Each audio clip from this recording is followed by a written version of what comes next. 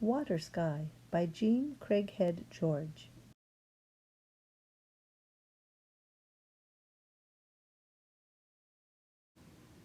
Extended Read 1, Water Sky by Jean Craighead George. Footnote 1, Jean Craighead George, 1919 to 2012, was an American writer of more than 100 books for children and young adults, including the Newbery Medal-winning Julie of the Wolves.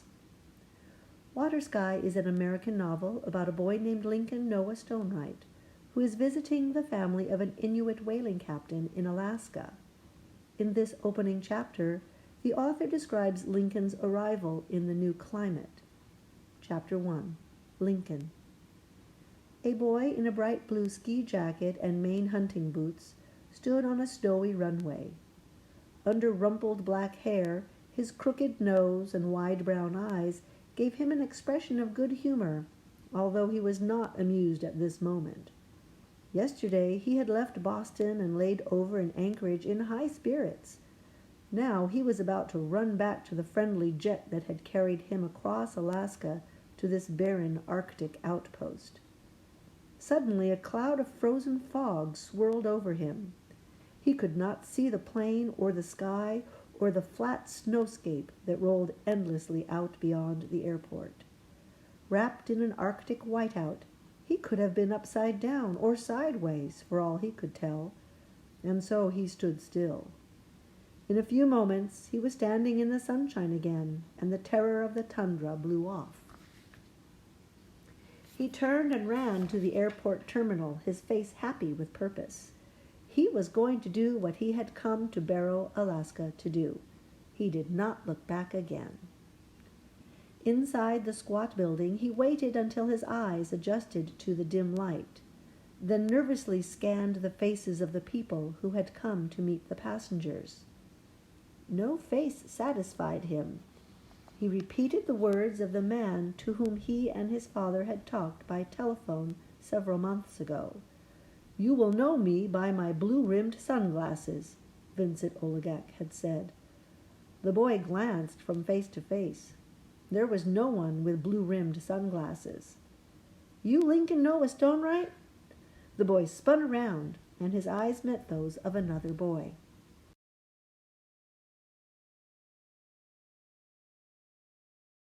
Yes, I am. I am Cusick." Cusick wore a red woolen hat pulled down to his black eyebrows.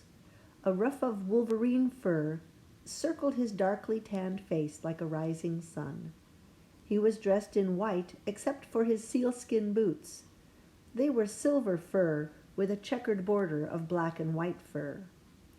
As Lincoln shook Cusick's hand, his family's old photographs of Eskimos came to mind. "I have walked into those pictures," he said to himself. "Everything is the same, the clothes, the boots, the faces." He stood quietly wondering what to do next. "How are you?" the young Eskimo asked. "I'm glad you're here." His exceptionally dark eyes were slanted upward as if he were perpetually smiling. His cheeks were broad and high, like those of the Eskimos in the painting that hung above the fireplace in Lincoln's home. It had been a centerpiece for his childhood thoughts on rainy days and snowy nights.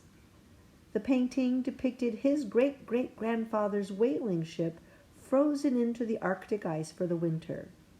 Kids like Cusick were playing baseball on the ice with the adult Eskimos and the Yankee whalers, as the whalers from Boston and New York were called. Lincoln managed to smile at Cusick. "Vincent Olegak is sorry he cannot meet you," Cusick said. "He is not well." 1. Term referring to the Inuit and Yupik people, from the Ojibwa word meaning maker of snowshoes. Lincoln breathed deeply to quell the panic that was rising in him. For 4 months he had thought about this man who was going to meet him at the airport. When he awoke at night, he would clutch his pillow and wonder how living with an Eskimo family would go. Then he would think of Vincent Olegak, his father's good friend. He was once mayor of the enormous North Slope borough of 88,000 square miles and 4,000 people, his father had said. But he is soft-spoken. He is one of the best whaling captains who ever lived. But he loves all whales. He is a scientist who goes beyond technology. He knows what the animals think and what the sea ice says. But most important, he is a loving man, a big man.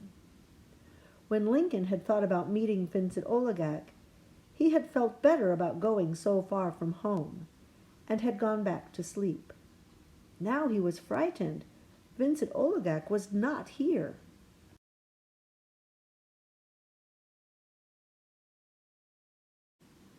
Maybe, Lincoln said to himself, Mom was right after all. She had not wanted him to take this trip to the Arctic. Alice Stonewright had never really said why, not even that it was dangerous or that she would miss him, but she had let his father know exactly how she felt. Frederick, she had said to Lincoln's father one April evening, shortly before Lincoln was to leave, I'm going to say this once more. I don't think Lincoln should go to Barrow. It's not necessary at all. Her sandy eyelashes had lowered over her pale blue eyes, too late to hide her anger. She's sure mad about this one, Lincoln had mused, then given up trying to understand what was going on between his mother and father. Fortunately, they were all at dinner, seated at the big mahogany dining table in Lincoln's great-great-grandfather's house, which now belonged to his father. Lincoln could concentrate on balancing his peas on his knife instead of listening once more to this argument. But there was no argument. His father did not answer.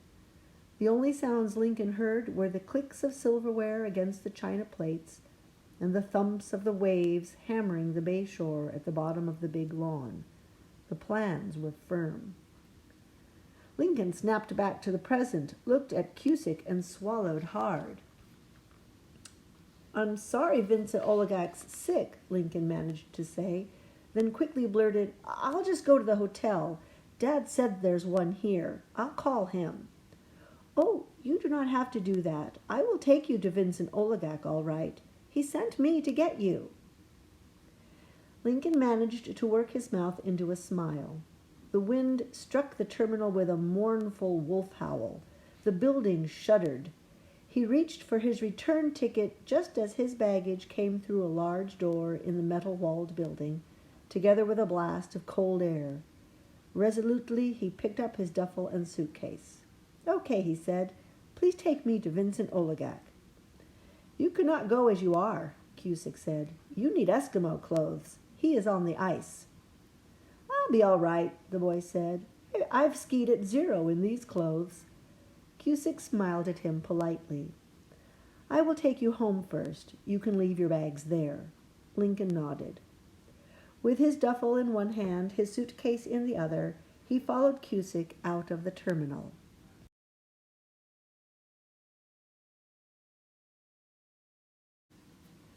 At the top of the steps he looked out on the village of Barrow. It was not easy to see, for it was white on the white landscape. Everything was covered with hoarfrost. Utility poles and wires, buildings, their doorways, and parked snowmobiles. The air glittered and flashed with what seemed to be smithereens of mica, but which was sub-zero mist. The cold was working its white magic to hide the little town at the top of the world. Hey, it's beautiful, Lincoln exclaimed. Then he saw 2 four-wheel drive vehicles that had been left running so they would not freeze up while their drivers waited for their passengers.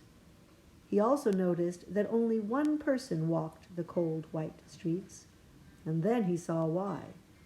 The large thermometer on the side of the terminal registered 35 below 0. Footnote 1. Hoarfrost. Ice crystal deposits that form on objects at sub-zero temperatures. Lincoln's breath crystallized on his eyelashes, and he almost did not see Cusick go around a mountain of plowed snow. He ran down the steps and found him beside an orange snow machine. The sight of the big skidoo not only cheered Lincoln, but banished his doubts about staying in Barrow. From the looks of things, he would be driving snow machines to get around, and that would be just great. His dad was right. This was going to be a wonderful adventure. "Hop on," Cusick said. "I'll give you a tour. Show you what finding oil on our ancestral land has done for the Eskimo." Lincoln swung onto the seat behind Cusick and balanced himself by holding a piece of luggage in each hand. The machine shot forward. He grabbed with his knees to keep from shooting backward into the snow. Cusick steered the machine around the snow pile and sped down the main street. The houses stood far back from the broad main drive. They were small to conserve heat. Some were almost buried under drifts of snow. When the sun hit them, they twinkled. "I am not on my planet," Lincoln said to himself. "Barrow is not just different, as Dad says. It is otherworldly."